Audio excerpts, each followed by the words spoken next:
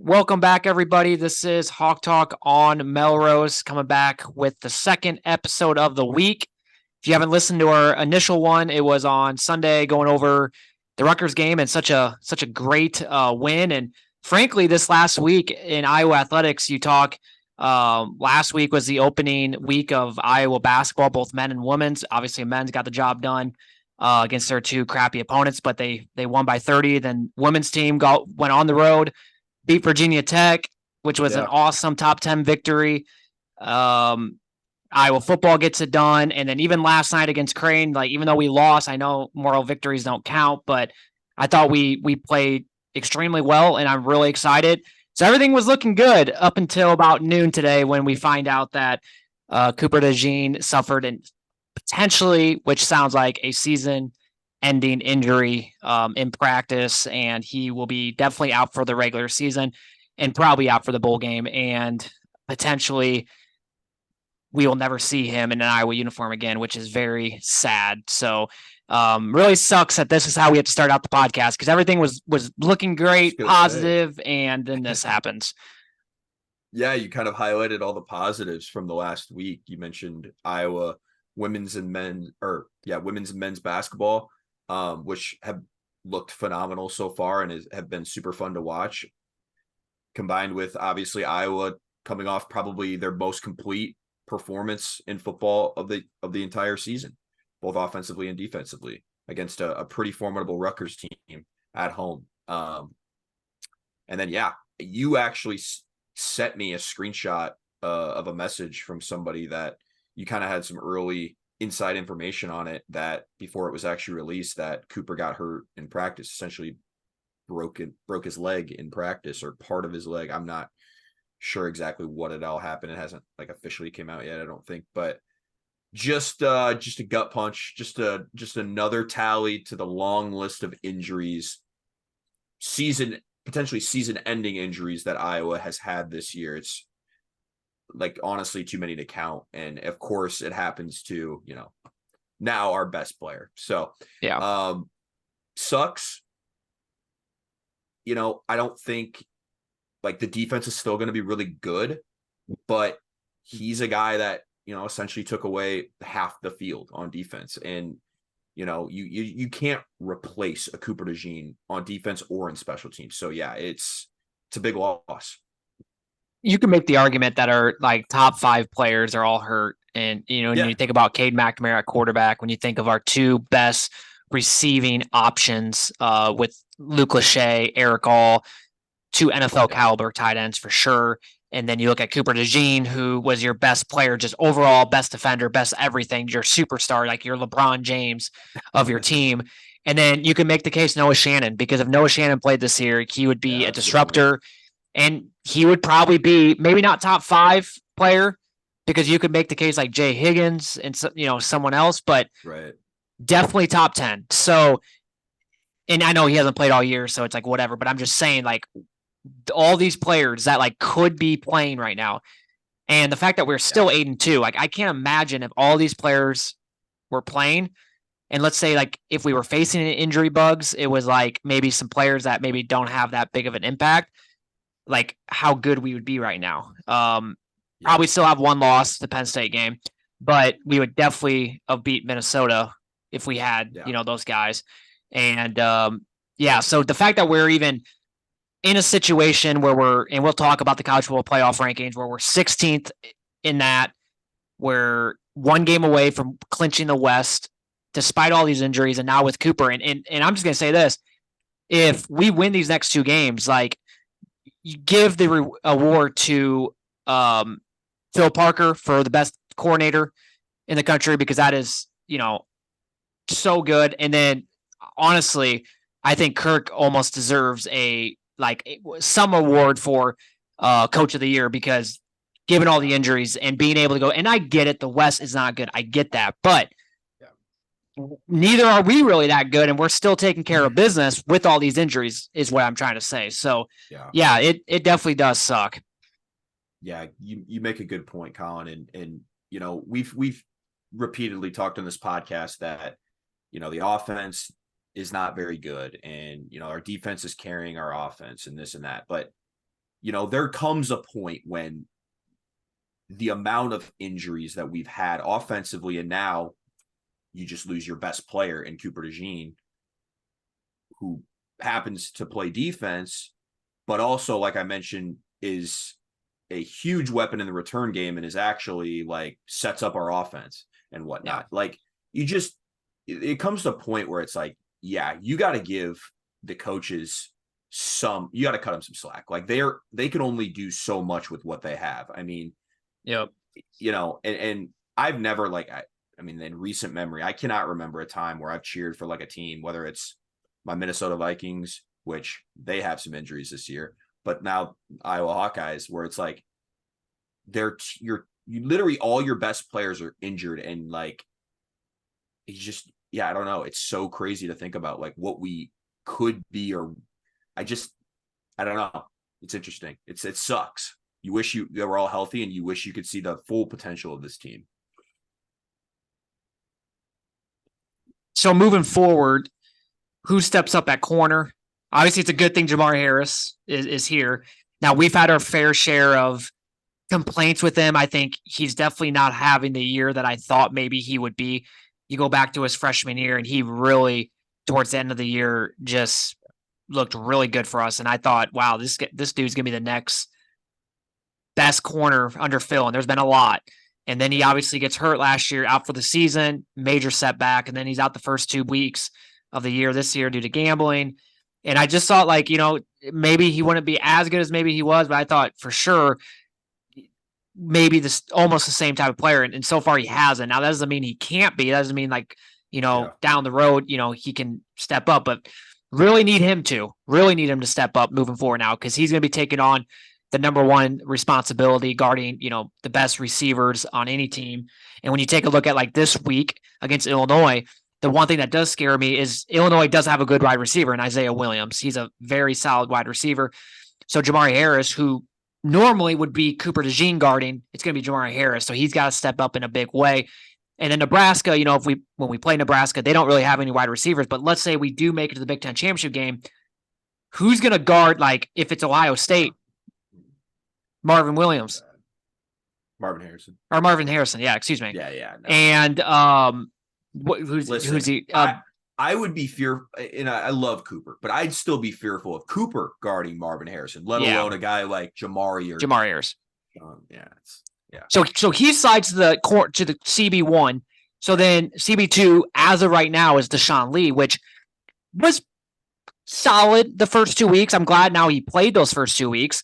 The problem with Deshaun Lee, though, is he's had some fair share of injuries throughout this season. There was a couple games where he was out. So that tells me, he hasn't practiced a full year, or this full year, the last couple of months. There's probably been weeks where he hasn't practiced. So is he ready to take on that responsibility? And then guys behind him, I mean, TJ Hall, who I was hoping for better things with him, sounds like he's been hurt, and he's been on the injury report the last couple of weeks. And so who knows about him? And then at that point, you have really young guys like Brendan Diaz-Fernandez, Devin Hilson, who used to be a running back converted to a corner, and then a true freshman, John Nestor. So let's just hope there's no more injuries, because with Jamari Harris and Deshaun Lee, I'm feeling okay. But if we have one more injury at that position, oh boy, things can get kind of ugly pretty quickly. Yeah, now all of a sudden we're becoming thin at corner. So it's just which we had highlighted at the beginning of the year, which was a problem last year. So it hurts. It hurts in a variety of ways, man. Obviously you mentioned Jamari's going to be the number one guy now. He's got to step up, and I agree with you. I think he's capable, but he's had his fair share of mistakes here or there, but he also got picked on way more with Cooper in the game. So, that's, slightly skewed a little bit, but Jamari's got to step up. Deshaun Lee's got to step up. And you just wonder now too, like, does the defense go to more of that style where like Sebastian Mose is in a lot, instead of just your normal 4-3, they play the cash guy to have an extra, defender back there. I don't know. I don't know what the answer is. I just know that, guys got to step up. Yep.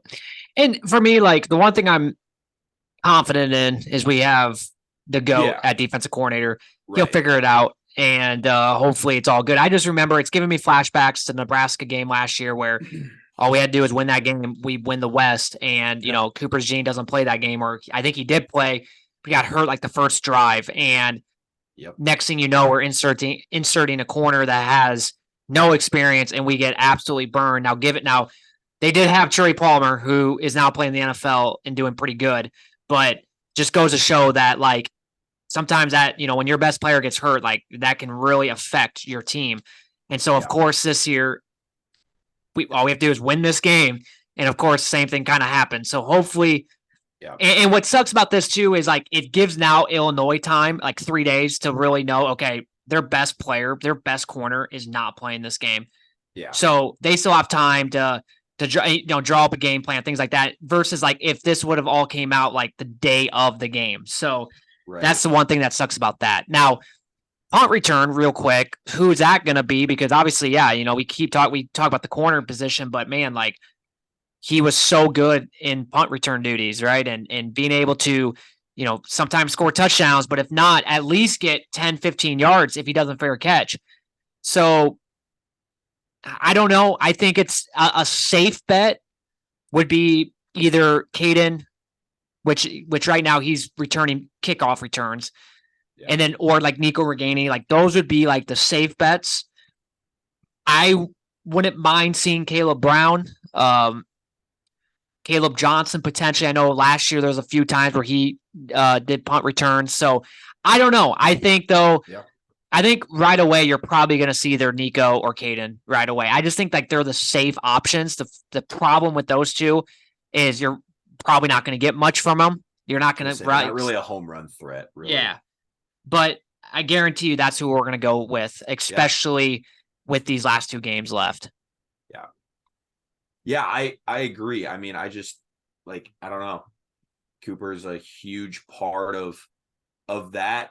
Yep. Special teams unit. The punt returns. I mean, any moment I enjoy watching punt returns with them back there because literally any moment he could do something against Minnesota.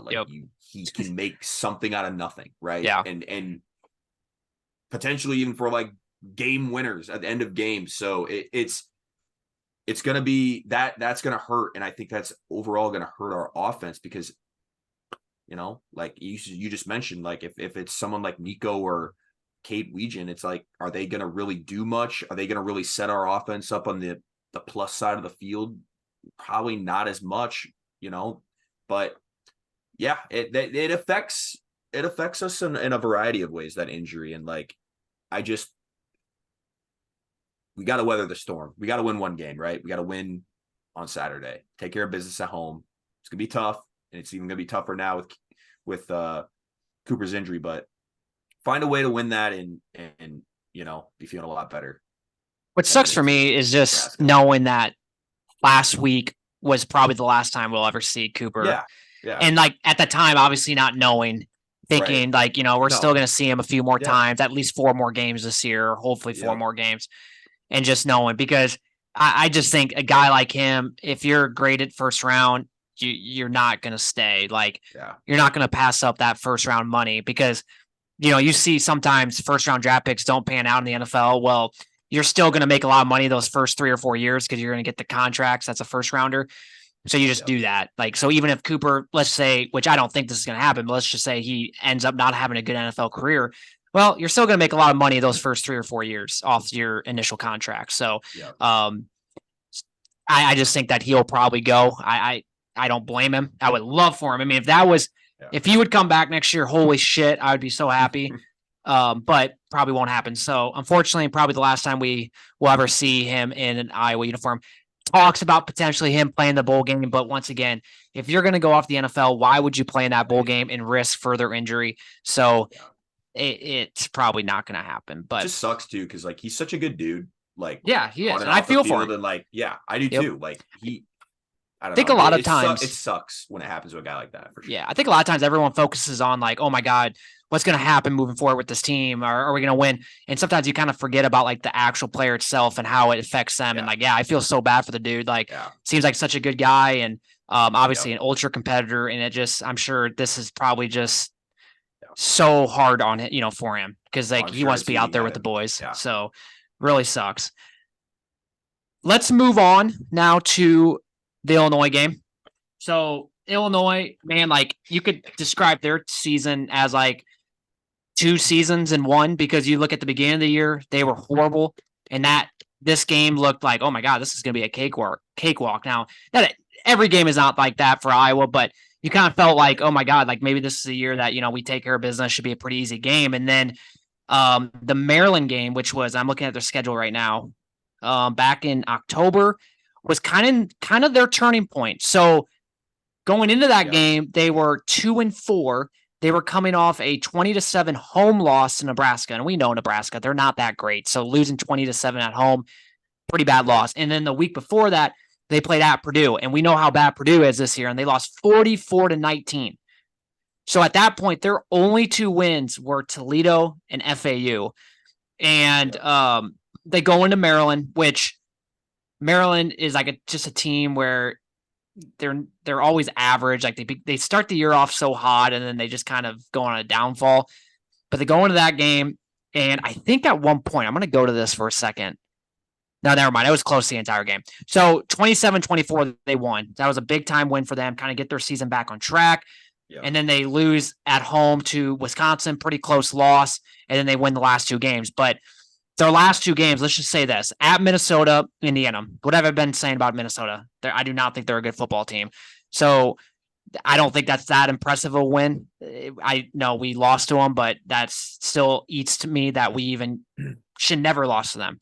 And then Indiana at home, that's expected. You should beat Indiana at home. They are not good. So, well, and I mean, they won in overtime by 3. So, right. Yep, exactly. You're exactly right. I mean, they've kind of gotten on the right track here as of late. Been in a lot of competitive ball games. One, like you had mentioned, 2 in a row. Close loss to Wisconsin before that. So they've played their best football at the end of the year. And I think you mentioned it. You're like, gosh, this is a team where it's like, man, I wish you play them earlier in the year. Before they kind of before they've, started playing better. Their wins, though, like it really, I mean, look at their schedule. It hasn't been that impressive, but you could probably say that. You could probably say the same thing for any Big Ten West team. None of their wins look, so I guess comparatively, yes, it is the West. So you take that with a grain of salt.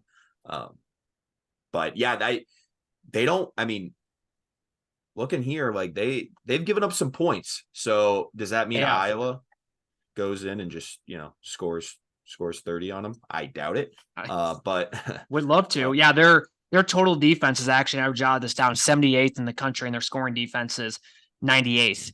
Yeah. So and then their third down conversion percentage defensively, so holding teams on third downs, is 115th in the country. So yeah, defensively they're not very good at all. So you're telling me our offense has a chance? Yeah, but like, God, I was listening to 2 guys named Chris today, and Chris Williams asked Hassel, and he was like, "Fool me once, fool me. Shame once, on you, feel me." Yep, and it's so true because it's like you got to see like another game for me to really start believing, like, okay, maybe we turn 100%. The page. So 100%. I'm not taking one game against Rutgers at home and saying we're back. Like, we joke about it, but it's you got to see it multiple times. So going back to Illinois' offense then, so they have these 2 quarterbacks, and they have Luke Altmaier, which I'm pretty aware of. Like, I know who he is because he played last year. No, he didn't. Who was the quarterback last year? Ole Miss, right? Yeah, he's a transfer from Ole Miss. Who did they have last year? I'm trying to think. Tommy DeVito? Was that him? I think, maybe it was him. I was thinking it was. Okay. And then their other quarterback is John Paddock or whatever his name is. So he actually played this last weekend against Indiana. He had over 500 yards, completed 66.7% of his passes, 4 touchdowns, 1 interception. But we have to take into account Indiana. Their total defense is 84th in the country. Their scoring defense is 101st. So, like, that is what it is. Luke Altmaier, meanwhile, was coming off an injury, so that's why he didn't play. Well, it sounds like he is playing this weekend, and it sounds like they're going with Luke Altmaier, which raised a lot of questions. I was looking on Illinois like Twitter pages, and people were like questioning like, what the hell? Like, why are we just had a guy throw for over 500 yards. So I'm sure both players will play. Now with Luke Altmaier, the one thing you have to take into account with him is he can run the football. So he has I didn't jot it down here, but I think he has like 200, 300 yards rushing this year. So he runs the football. He's more of a dual threat quarterback. John is not. So I don't know. And then one other thing with Luke Altmaier, he obviously has more games experience. You know, John, he's played the Indiana game. He played only 3 snaps, or he only had 3 passes in the Minnesota game the week before. And then he played a few other times, like through, you know, the Penn State game probably came in towards the end. Purdue, he came in for a couple drives. So I don't know who I'd rather have back there. A guy kind of coming off an injury, but more of a dual threat guy, or a guy that, yes, put up insane stats against a terrible Indiana team, but doesn't really have the experience. I don't know. But I'm sure both will play. Yeah, I'm sure it's one of those situations where like Luke Altmaier's not going to lose his starting job because he was injured. Yeah. So they're probably going to start him. And if all things go well, he'll probably play. But yeah, if they're not really doing anything on offense, I could see them, you know, making a change and going with the backup after his performance. I mean, I'll be honest, I would probably rather have the backup, you know, coming off of a high against Indiana. Yep, same. I'm the same way. Playing that defense where, you know, there is no defense at Indiana. So having him go up against Phil Parker, I think Phil Parker would take his chances there for sure. I would love that, especially at home. Oh man. In his, like, I mean, I don't know if he started any games. I don't think he has, like, on the, do they play? So the only, yeah, it was home against Indiana. The only 3 games that he's played in outside of that was at Minnesota. But like I said, he only had 3 passes. So like he obviously didn't play all that game because Luke Altmaier actually had 212 passing yards. So like he played most of that game. And then he came in at Purdue. That was a game that they were down like 44-19. So I'm sure he came in like towards the end of the game. And then at Penn State for, you know, but yeah, I'm with you. I'd rather have him back there, but I'm glad that Illinois kind of came out and said that Luke Altmaier is starting, because for Iowa's sake, okay, you have a full week to prepare for 2 quarterbacks instead of thinking, oh, it's probably just going to be John or, you know, whatever. Right. They're offensively, and now this is inflated probably with the Indiana game, but their total offense is actually 59th in the country, which really isn't that great. I mean, I would take it for Iowa, but just collectively speaking. And then scoring offense is 89th. And like I said, I think both of those are inflated a little bit because like their scoring offense, they're averaging 23.8 points per game, and they put up 48 against Indiana. So that's inflated a little bit. So I also thought, I wrote this down because it was kind of interesting because I know we never talk about this. So when I was looking up these stat rankings, there's a category for red zone offense and red zone defense. And I was curious what Iowa was. So for red zone offense, we've only been in the red zone 27 times this year, and we've scored a touchdown 12 out of the 27 times, which is 44%. And that's actually 39th in the country, which actually, like, looking at that, really, I was kind of surprised by that. Now, Illinois, because I was just like, I just kind of want to compare. Illinois, they've been in the red zone 30 times this year. They've scored 21 touchdowns in those 30 red zone drives. And then if you combine kicking, 27 for 30, which is 90%. But if you're just looking at touchdowns, that's 70%, which is much better than Iowa's, right? Yeah. Now this was good for defense. So Iowa, as you can imagine, it's really good numbers here. So they're 6th in the country. They've only given opponents 22 times in the red zone, and teams have only scored a touchdown 8 out of those 22 times, which is 36%. And then if you combine kicking, it's 15 for 22, which is 68%. But if you get in the red zone, I don't really look at that, because if you get in the red zone, like you're more than likely going to. So I think that number is actually still pretty good. 15 for 22. I mean, 68%. That means that there's a lot of times where teams go in the red zone and there's that 1 in 3 chance that they're not going to score anything, which I think is pretty impressive. Now, for Illinois, they're complete opposite. They're 80th in the country. So this is good news for Iowa, who struggles in the red zone. Maybe we can put up some points. They've given up. There's been 46 times teams have been in the red zone against Illinois this year, going back to kind of what you said originally about this defense not being good. 46 times. Teams have scored 28 out of the 46 times, which is 61%. And then if you include kicking, that's 39 out of 46, which is 85%. So Iowa, please, if you get in the red zone, please score some touchdowns. That's something we have struggled really bad, or at least get a couple field goals, please, especially with our defense. Well, and Collin, here, I mean, this goes back to our earlier point on our podcast last week, where it's like we got to continue to build off of what we did in the Rutgers game. Yep. Offensively speaking, right? When we were getting Caleb Brown involved, look, I mean, like the variety of different ways, whether it's jet motions, whether it's screens, something, whether it's something down the field a little bit more. You got to be creative. If like we're gonna just line up and run up the middle, when we hit the red zone, well, we might as well just kick 3, right? Kick for 3, because I mean, again, our offense, we have to be a little creative to score. And yeah, I think continuing of what we did against Rutgers will be imperative moving forward, and especially against Illinois. And because their defense isn't good, but I mean, there was a point in the season where I was like, no defense has to be really that good to stop Iowa, right? So we've gotta help ourselves a little bit. That's for sure. Yep.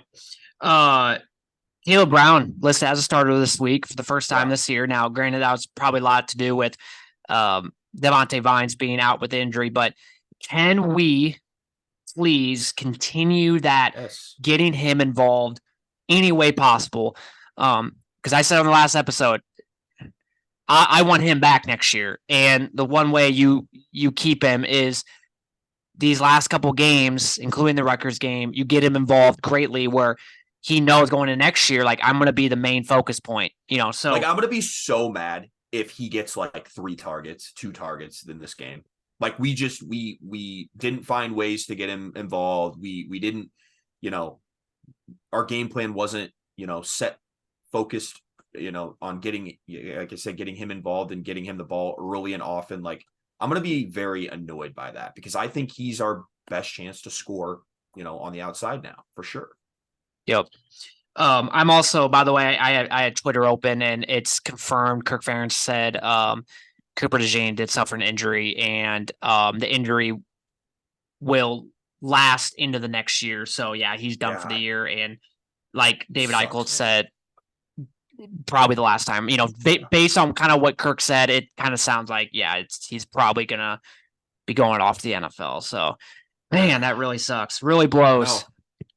Blows, man, for any player, let alone just a good dude and a guy that has been like just so good for us in so many different ways. Like, for him. So going back to this Illinois game, what do you think, or like, how do you think this is shaping out? Because like for me, like, I still feel even with Cooper. Yes, I agree. I thought it was going to be kind of close, probably regardless. But yes, I definitely do not feel as good about this game. Now, I did say like 2 weeks ago, and I said, I hope I'm dead wrong. I thought we would lose at least one of the next 2 home games. I hope I'm dead wrong on that. It could very well happen, especially now without Cooper. But I don't know. I still feel decently confident. Yeah. It really depends on what offense shows up, in my opinion. Do we continue to build off of what we did against Rutgers? Or do we revert back to just this lack of creativeness that we've seen, whether it's in the run game or pass game, and try to win this ugly style of like when we played Northwestern, right? Like, I don't know. I kind of agree with like the Chris Hassel like take, where it's like I have to see it again to like believe it, because like we're not consistent with it all year. I agree. Man, this would be a tough game. I'm curious to hear what your thoughts are, because you thought we'd lose one of the next 2 home games. So Yep. Is this the game that Brett Bielema gets us? I mean, he knows Iowa well. He's got, like we've mentioned, he's going to get up for this game. He's going to have a team that's fully motivated and probably even more motivated now that they don't have to face a Cooper Dejean. Man, I think if we win this game, it's going to be close. And I'm going to say we get it done just because I know Nebraska doesn't have an offense, but man, I at Nebraska, just something about that game. I hate it. Got to get it done here, in my opinion. I feel like I'm going to say we win. I'm going to say it's 17-13. It's a close one. I'm just afraid with this game because with Cooper, when Cooper was out there, essentially half the field was blocked because teams didn't throw his way. Now it's like open field, open season. And Brett Bielema has played Iowa so good going back to last year. They won 2 years ago, played us really well. Now it's I think that was his first year as head coach. I'm almost positive. Some of those games like 2018, 2019, like we blew Illinois out. We were like dominating them. I don't know. Like I said, I feel confident enough that we will get it done. Now I do think Illinois might score an extra touchdown now without Cooper. No, without Cooper out there. I could see them getting like that, that 30-yard shot down the field because, against Deshaun Lee or something. But I'm going to say I'm going to take back with what I kind of said because I feel somewhat confident. This is such a big game. I think we're such a close team and we know what's at stake. I'm going to say we find a way to do it. We win 20-17. Very close, and that's what I have it. And I hate oh my God, you never wish an injury, but you just wonder is the defense even more motivated now? Without Cooper to continue to prove that they are one of the best in the country. Yep. And we've done a pretty dang good job of surviving the injuries this year and making something out of basically nothing. So you're you just wonder if it kind of galvanizes the team a little bit. And they played maybe for Cooper. So I don't know. I think if I just want to get this win, man. I want to get this win and I want to go to the Big Ten championship. And if we win it, we're in it. So this would be a game now without Cooper. This would be like the time where I would really love Noah Shannon to be back, and I think the NCAA absolutely bucked him over, and because he should be back out there. Obviously, you go back to a couple of weeks ago, it sounded like they let him start practicing, and it sounded like probably the Northwestern game, and because wouldn't it be nice having him out there? Because having a good defensive line, sometimes you don't even need to have good corners if you have a really good elite defensive line, and obviously him out there would have helped tremendously. And it's not like I still think our defense line is really good, but man, can't imagine if he was out there. Real quick, you make an excellent point. You wonder now, does the D line have to sort of create that extra pressure, try to get there with just 4 now and be even more aggressive? Yep. Because right now pressure, because the defensive, like in the back end, now there's even less time to probably hold up without a guy like Cooper, Yep. Well, and I think some of our sacks probably in the last couple games or this entire year were coverage sacks. Yeah. Coverage sacks, if you think about it, that probably maybe won't happen now. So you got to dial up the pressure. I and was going to say now maybe, like I just mentioned, blitzing less to have more coverage, but do you see a little bit more blitzing to try to get it out quicker? I don't know. It'll be interesting to see. It will be. It's a big test. Like I said, if we get through Illinois, I'm feeling pretty good because Nebraska doesn't, because they have a lot of injuries on the offensive side of the ball. They don't really have huge threats on the outside. I just hate that game. Yeah, I do too. I do. But it just, it's like I said, if we look good against Illinois defensively, if we, nothing really, it doesn't really look like a big drop off and we do just fine. I'm feeling really confident. Now, if it's a little shaky, but I would say Illinois' outside threats are probably a little bit better than Nebraska. So that's where I would feel a little confident. But yes, that game in general, though, that might be a 6-3 ball game because Nebraska's defense is good. Our defense is good. Both offenses. Well, the one thing that sucks and about the Cooper thing too, it's Isaiah Williams just went for like 200 yards and 2 touchdowns. Granted, it is Indiana, so that is a huge asterisk next to that for the team that they played. But he's probably feeling pretty good now, especially not having to go up against Cooper. So Jamari Harris has to step up. He has to step up this game. Yeah.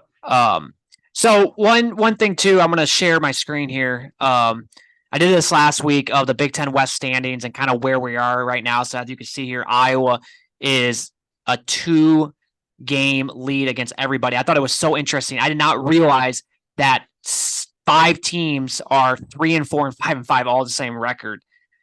And I did. Oh, the West is so bad, man. Oh yeah, God. 5-5, 5-5. Like, it's just crazy. Then you have Purdue 3-7. I did last week what like likely scenarios, and then this week I trimmed it down a little bit and I kind of reevaluated things because, like, for example, Wisconsin losing Northwestern, like I did not see that coming. But anyways, going to Minnesota, I still think that they're a horrible team, and I think they're going to finish 0-2. Losing at Ohio State and losing Wisconsin at home. I think Wisconsin, I actually have Nebraska beating Wisconsin this weekend. I think Wisconsin's broken right now. But I think that they'll find a way to beat at Minnesota to get to a bowl game this year in year 1 under Luke Fickell. Nebraska, I have winning and then losing at home against Iowa. Now, here's the thing. I did this during my lunch break. So this was before Cooper Dejean. So can Iowa go 2-0? I felt a lot better about it this morning. Not so much anymore. I still have that 2-0, but I think might be a little bit trickier. And then Illinois going 1-1, and then Northwestern 1-1 as well. And I didn't include Purdue because Purdue sucks. So if this was how it finished, obviously, yes, Iowa would win by a huge margin by 3 games. Yeah. But that goes to show that we can still afford to lose a game and we'll still make it. We just got to win one more game essentially, and we're in.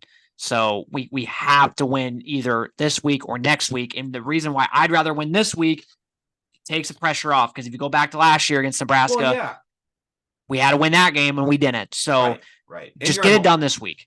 You're at home, right? Yep. You have the fans on your side. Like let's not revert back to last year where it's do or die at Nebraska. I'd rather not be in that situation. So, Isn't it gonna suck not being at the game? Like, it's gonna feel so weird. I know, man. Watching the game. Yeah. So I'll be gone, and you'll just sucks. And I'll be watching on my TV here and at home, and the weather looks perfect. Like, it does. Like, and with the stakes now, it's like, damn, that game would have been. I think it's gonna be a good game. Like we mentioned, I think it's gonna be close. Iowa games as of late have been close, but hey, let's just figure out a way. Like you said, man, if we could score, like if you tell me right now we're scoring 2 touchdowns and a field goal, like I said, get to 17. I feel pretty confident. I feel really good too. Yeah. But no more now with Cooper out. No more thinking that every game there's a possibility of getting like a special teams touchdown, because it's probably shattered now. Well, which kind of sucks, that or even just like a shutout on defense, right? Or even holding them to like 7, or like if we see some big plays like it, they're going to attack our corners. That's going to happen now. Yep. 100%.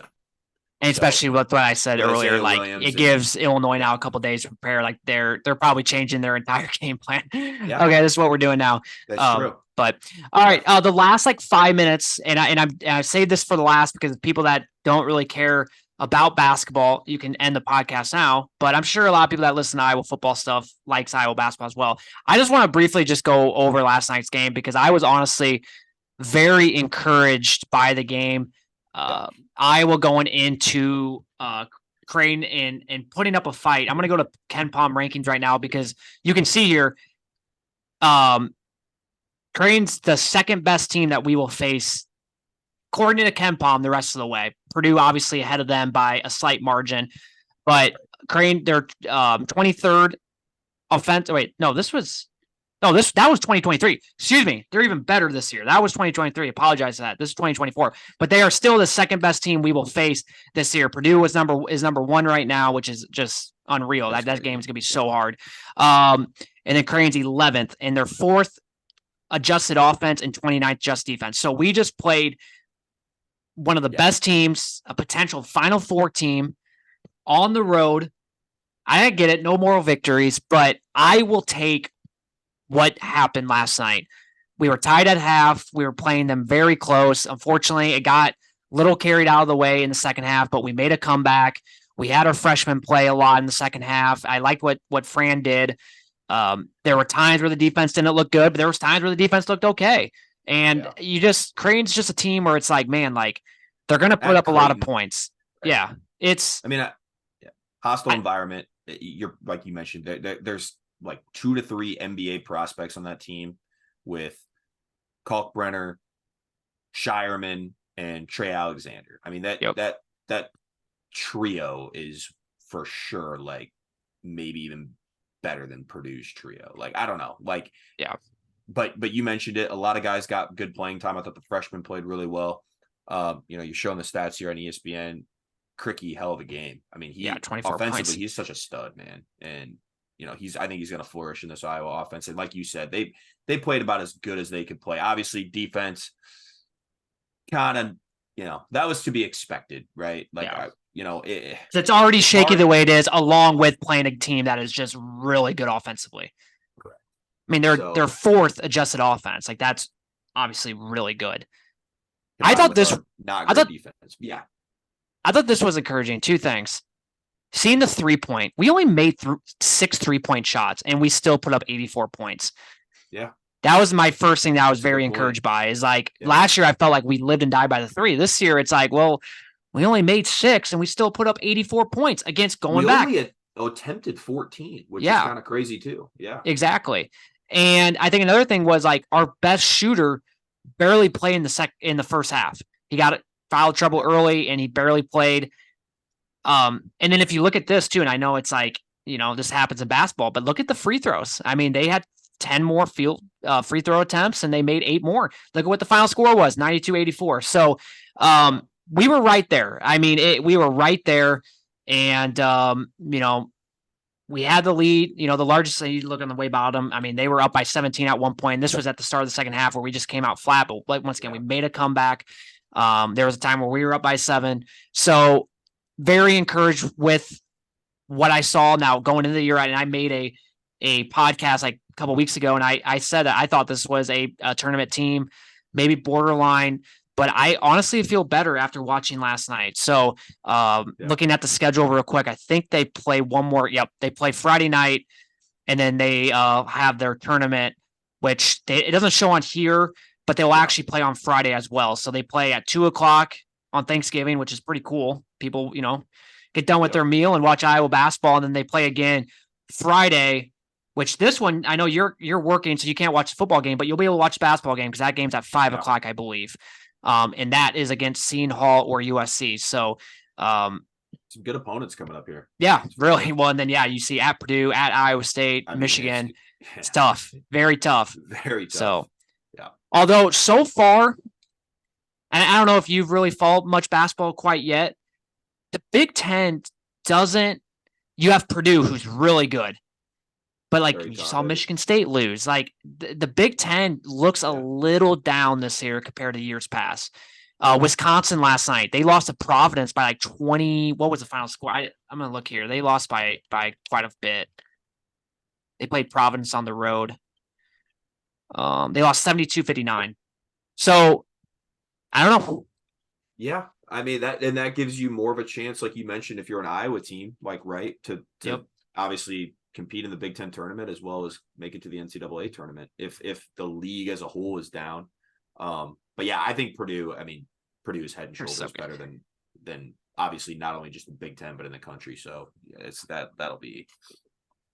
And of course, we have to play them twice this year, and we don't play every Big Ten opponent twice. And of course, that's one of the teams we do. We play home and away, and of course, we start Big Ten play with them. So it's a guarantee that we're going to start 0-1, which is awesome. Yeah, I did not know that. Yep, that'll be like I said in the preview, though.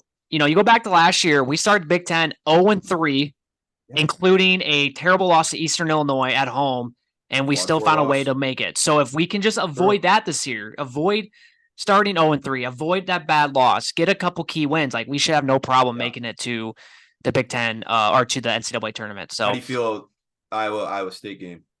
That's a loss too. Yeah. Iowa State's really good this year. And that's another game to me where it's like, if kind of like this game last night, it's like, just put up a fight, keep it close, keep it respectable. Like, I'm okay with it because they're really good. And it's at Hillen, which is always tough. So, all I know is it's going to be a fun winter between men's basketball, Caitlin Clark. Oh my God. Like, it's going to be fun. Never would I thought last Thursday I would be watching a women's game in November over a football game, but here we were watching women's basketball and actually the entire game.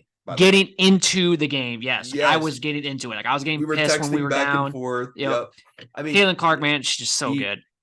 And so it's going to be a fun winter. Like, it's going to feel like, it will be. You got men's games that are twice a week. You got women's games that'll be twice a week. Like, fuck, there'll be an Iowa game on almost every day. That's something like, oh my God, looking forward to. So, true. If only Cooper Dejean doesn't get hurt, man, what a positive podcast this would have been, right? No shit. But well, yeah, let's hope we get the job done. Schedule coming up here. We will not be doing one since I'll be gone on Sunday, but we will do one either Monday night when I get back or Tuesday to go over the game and then also preview the Nebraska game. Yep. Recap the Illinois game and then preview the.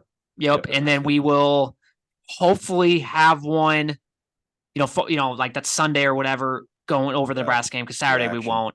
Right. And then hopefully we have one on Wednesday. If we make it to the Big Ten tournament or championship, we can, talk about that. But I guess we'll just wait and see. Yep, exactly. So I'm nervous, but hey, we just got to take care of business Saturday, man. Exactly. Take care of business. Get her done. Yep. So, well, that will do it for this episode. Thank you guys for listening. As always, have a good rest of your week and go Hawks.